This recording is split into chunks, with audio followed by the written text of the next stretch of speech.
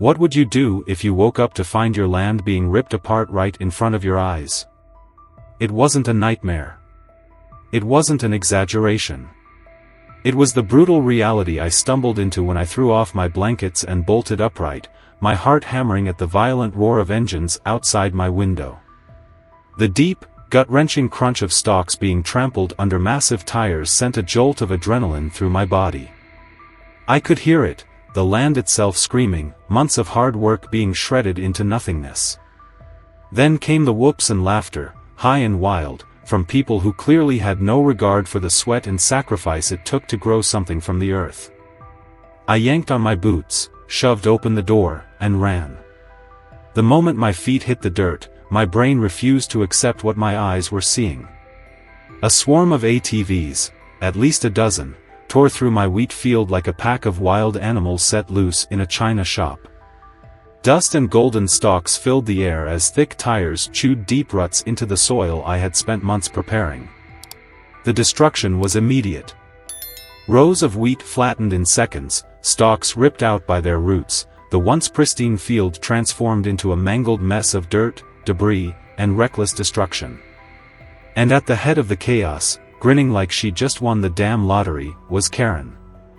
Her blonde bob flapped wildly beneath her helmet as she spun her ATV in reckless circles, the engine screaming as she tore through my livelihood like it was a joke. My hands clenched into fists so tight my nails bit into my palms. My jaw locked, my teeth grinding hard enough to ache. Of course it was Karen. The queen of the HOA. The woman who had made it her personal mission to push her nonsense into every corner of my life, even though my farm wasn't even part of her damn jurisdiction. Now, she had taken things to a whole new level. With a deep breath, I stomped forward, waving my arms like a lunatic, trying to get their attention. Hey! Hey! What the hell do you think you're doing? The response? More laughter. More revving engines. More wheat shredded under the relentless assault of their off-road rampage. Karen locked eyes with me, her smirk widening as she peeled her ATV away from the destruction and rolled up right in front of me. She yanked off her helmet, flipping her hair like she was in some kind of shampoo commercial, and let out a fake sigh. "Oh, relax, farm boy," she drawled, waving a dismissive hand. "It's just a field." My vision blurred with rage. Just a field. Months of backbreaking labor. Early mornings, late nights, sweat, aching muscles, planning, planting, watering, just a field. I forced myself to take a slow breath. I couldn't afford to lose it, not yet. Not when Karen was still smirking like she'd won. I forced the rage down, swallowing the fire burning in my chest. If I lost my temper now, it would be exactly what Karen wanted. Instead, I took a step closer, keeping my voice steady even as my fingers twitched at my sides. "This isn't some community park, Karen. This is my land. My crops. And you and your little band of idiots are destroying it." Karen rolled her eyes like I was being dramatic. Behind her, the rest of the ATV riders, her personal little HOA cult kept revving their engines, laughing like this was all just some weekend joyride. Then, as if the situation wasn't absurd enough, her husband, Ron, pulled up beside her. Ron was exactly what you'd expect from the kind of man who married a Karen, middle-aged, gut straining against a too-tight polo shirt, boat shoes caked with dirt from tearing through someone else's property. He shook his head at me like I was a child throwing a tantrum. "Oh, come on, Ethan. It's just wheat. It'll grow back." Behind them, the rest of the HOA gang burst into fresh laughter, like that was the funniest thing they'd ever heard. My fists clenched harder. I could feel my pulse pounding in my ears, my breath coming in short, furious bursts. I could rebuild. I could replant. But that wasn't the point. The point was that they thought they could get away with this. That they thought my hard work, my damn livelihood, meant nothing, ***. "You're trespassing," I gritted out, voice low and sharp. Get off my land. Now. Karen let out an exaggerated gasp, pressing a hand to her chest like I'd just deeply offended her. Trespassing? She repeated, then let out a condescending laugh. Oh, sweetheart, I don't think you understand how things work around here. She motioned toward the other riders, her expression turning smug. This land is part of the HOA's jurisdiction. We approve this as a recreational area. For a solid 3 seconds, all I could do was stare at her. The sheer audacity. Then I let out a disbelieving laugh. Are you out of your mind? This isn't HOA property. This is my private farm. Karen tilted her head, her smirk unwavering. Tomato, tomato, she said breezily. HOA rules still apply. And according to our latest community newsletter, this field is now designated as an outdoor activity zone. I felt a muscle in my jaw twitch. A newsletter, I repeated slowly. Karen, a community newsletter doesn't rewrite property laws. She shrugged, all false innocence. Well, that's up for debate. I exhaled sharply, forcing myself to stay calm. It wasn't just the words coming out of her mouth that made my blood boil. It was the way she said them, the absolute, unwavering confidence. Like she truly believed she had the power to override reality itself. And still, the ATVs kept ripping through my wheat. Another deep rumble of engines. Another cloud of dirt and stalks flying into the air. My patience snapped like a brittle twig. Without another word, I pulled my phone from my pocket and started recording. Karen's eyes narrowed. What are you doing? I didn't even look up as I dialed. Calling the police. The laughter that followed was loud, obnoxious, and full of condescension. Ron wiped a fake tear from his eye. Oh man, that's rich. Go ahead, call them. Let's see how that works out for you. I said nothing, my jaw tight as I turned my back on them, pressing the phone to my ear. The moment the dispatcher picked up, I kept my voice steady. Yes, officer, I need immediate assistance. I have multiple trespassers on my property actively destroying my crops. Karen let out a snort, but I could hear it now, the faintest hint of uncertainty creeping into her voice. Oh, come on, Ethan, she scoffed. You're really going to waste police time on this? I turned to face her, my phone still at my ear. You seem awfully confident for someone who's about to have a criminal trespassing charge on her record. For the first time, Karen's smirk faltered. Just a little. A voice crackled on the other end of the line. We're dispatching officers now. Stay put. I clicked off the call and tucked my phone away, turning my full attention back to Karen and her little HOA circus.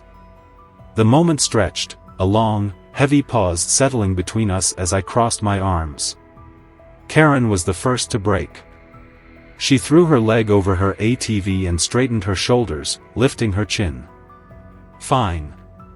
We'll leave. Ron's face twisted in disbelief. What? Karen, asterisk asterisk. I said we're leaving. Her tone was sharp, shooting him a warning glare. I'm not in the mood to deal with some overzealous officer who doesn't understand community rights. Ron grumbled under his breath, but he started his engine. The rest of the HOA followed suit, albeit with much less enthusiasm. One by one, they revved their engines and took off, tearing through what was left of my wheat field like a final insult before they vanished down the road. I exhaled slowly, trying to will my heart rate back to normal. The field was a mess. My crops, my hard work, asterisk asterisk trampled, shredded, crushed under careless tires, asterisk asterisk my fingers curled into fists as I stared at the destruction. Then, in the distance, the distinct sound of sirens cut through the air. I turned toward the road, watching as the first patrol car appeared, its lights flashing as it sped toward my driveway. A slow, satisfied smile crept onto my face. This wasn't over. Not by a long shot, asterisk asterisk. The flashing red and blue lights bounced off the dirt road as the patrol car came to a slow halt in front of my property. I stood there, arms crossed, my heart still hammering with the rage of what had just unfolded. My wheat field, asterisk asterisk my months of backbreaking work asterisk asterisk, was nothing but a sea of trampled stalks and deep tire ruts. But the worst part? Karen and her little HOA army had done it with smug grins on their faces, like they owned the place. The driver's door of the police cruiser swung open, and out stepped Officer Mitchell, a stocky man with a tired expression that suggested he'd dealt with one too many of this town's ridiculous HOA disputes. His partner, Officer Carter, followed, surveying the damage with a low whistle. "Looks like a damn war zone," Carter muttered, kicking at a broken stalk of wheat. I nodded, my jaw tight. "That's exactly what it is." Mitchell adjusted his belt and turned his gaze to me. "All right, Ethan. Walk me through what happened." I took a deep breath, forcing my voice to stay even as I laid it all out. From the moment the ATVs roared onto my land to the moment I called the police. Every detail. Every smirk. Every dismissive remark, asterisk asterisk. The officers listened in silence, their expressions growing graver by the second. When I was done, Mitchell let out a sigh, running a hand down his face. "And you're saying they claimed this was HOA approved?" I nodded. Karen said she had paperwork proving my land was under HOA jurisdiction. Carter let out a short laugh. "That's not how property laws work." "Exactly," I said through clenched teeth. "She acted like she could just declare my farm part of the HOA by writing it in some community newsletter." Mitchell shook his head, muttering something under his breath before grabbing his radio. "Dispatch, I need a unit sent to the residence of Karen Dalton. Possible trespassing and destruction of property charges." The radio crackled in response, confirming another officer was en route. Meanwhile, Carter glanced toward the road where the ATV tracks led straight back to the neighborhood. "You got any security cameras out here?" That was the only silver lining in this whole disaster. I pulled out my phone and opened the camera feed. I installed cameras after the last time HOA tried to mess with me. They caught everything. Carter leaned in as I played back the footage. The video showed Karen's smug face in full view as she spun donuts in the wheat. Ron and the rest of the HOA lackeys laughing and cheering, treating my land like their personal playground. Then came the damning part.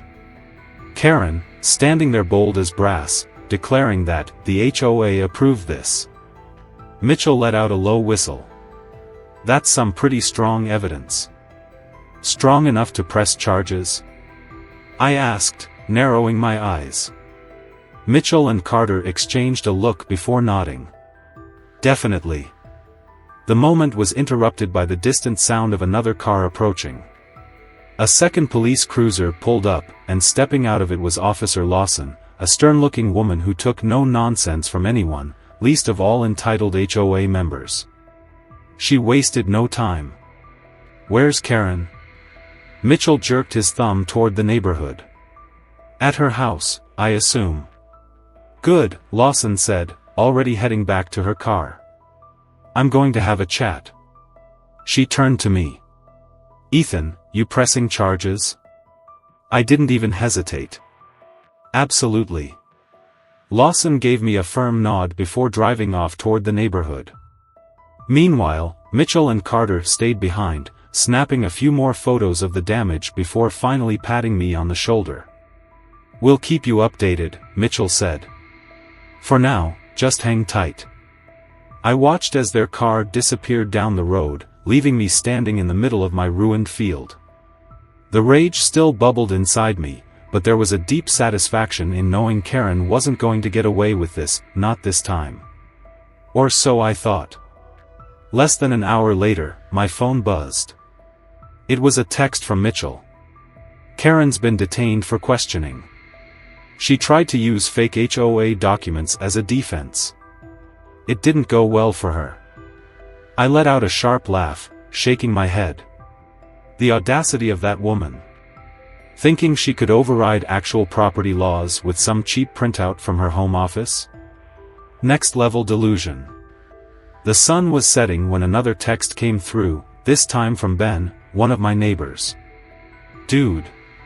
Karen just got escorted out of her house by the cops. HOA is losing its mind. I grinned, picturing the chaos. But my satisfaction was short-lived. The next morning, as I walked out onto my porch, taking in the battered wheat field, something felt off. It wasn't just the damage.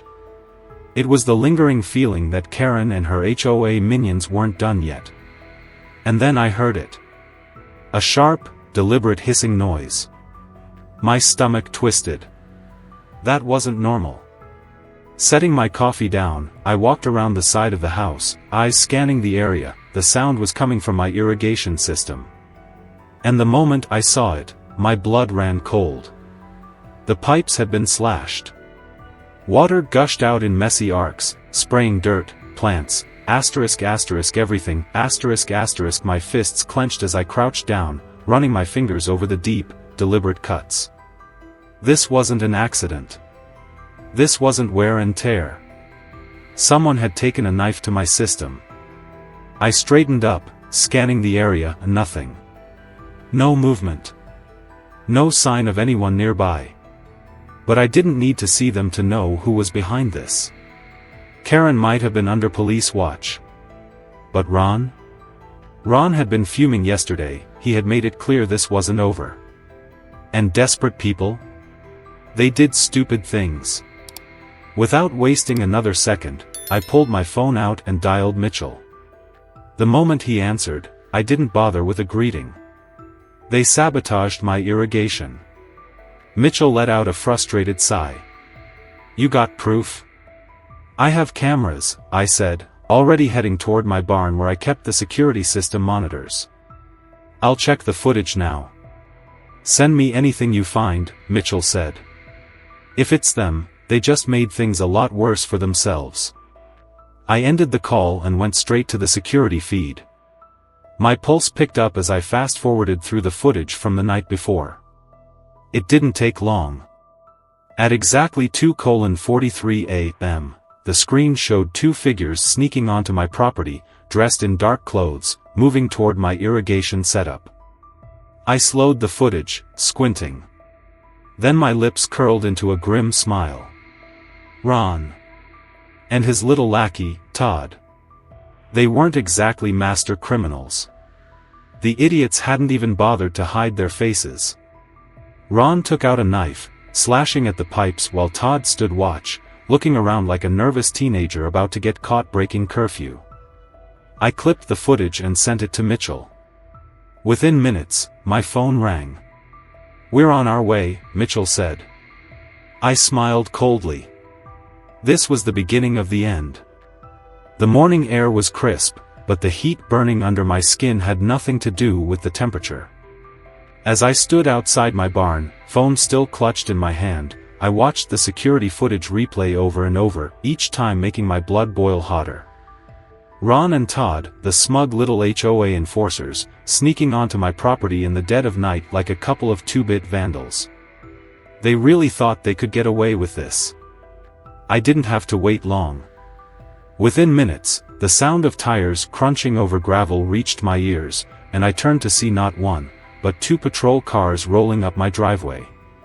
This time, Officer Mitchell wasn't alone.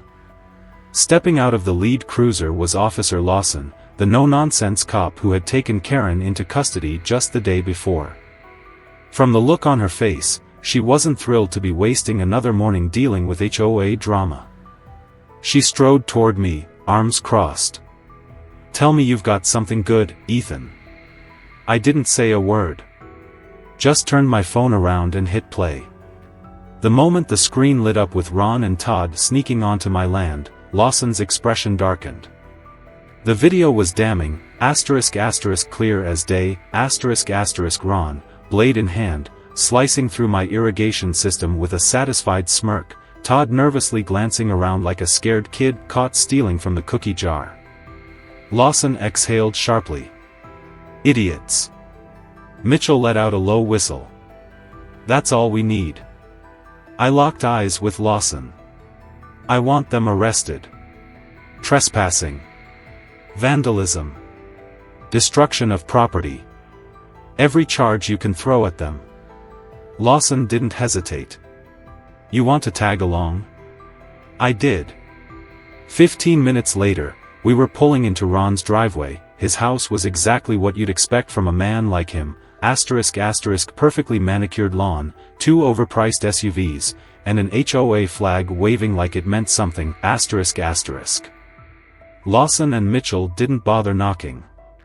They pounded on the door like they already knew what was coming. It took a few moments, but eventually, Ron answered. His face shifted from mild annoyance to full-blown panic the moment he saw me standing with the officers. "Morning, Ron," Mitchell said casually. "We need to have a chat." Ron let out a forced laugh, stepping onto the porch. Sure, officers. What's this about?" Lawson didn't waste time. "Want to explain why you and Todd were trespassing on Ethan's property last night? Or why you decided to take a knife to his irrigation system?" Ron's face went pale. He glanced at me, then back at the officers. That's ridiculous. I was home all night." Lawson didn't even blink.